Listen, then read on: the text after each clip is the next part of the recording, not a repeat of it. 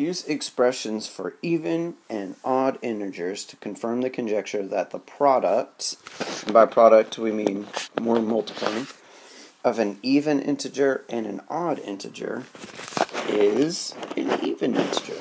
Alright, so we got to set up these two conditions first, that we have an even and we have an odd. Then we're going to multiply them together to show that it's even. So remember, in order to show that a number is even, it's going to be something like 2 times an integer, where p is an integer. Okay, so we're going to set up our initial assumption that we have an even integer and an odd integer first. So I'll say something like, let 2p be an even integer, an even number,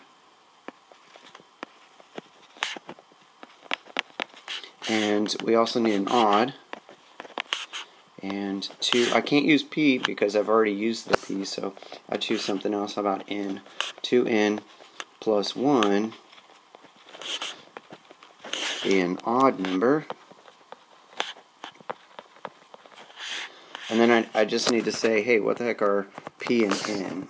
Where p and n are integers, where p and n are integers. And now I just need to multiply these things because it does say that I'm trying to find the product. So I'll put them side by side in like parentheses here. So 2p times 2n plus 1. Right? To be an even integer, I need it to be 2 times something.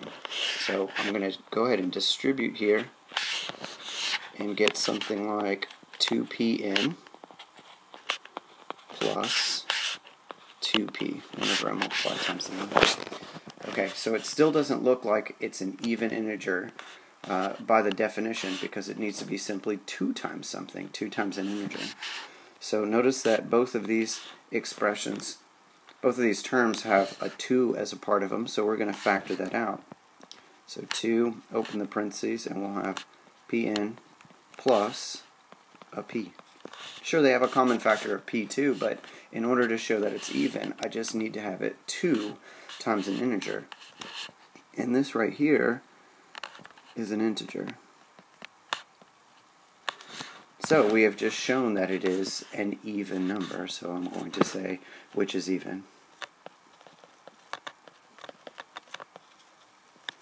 And then I might just conclude it and basically state this thing as a theorem, and the theorem would be that we have an even integer times an odd integer must be an even integer.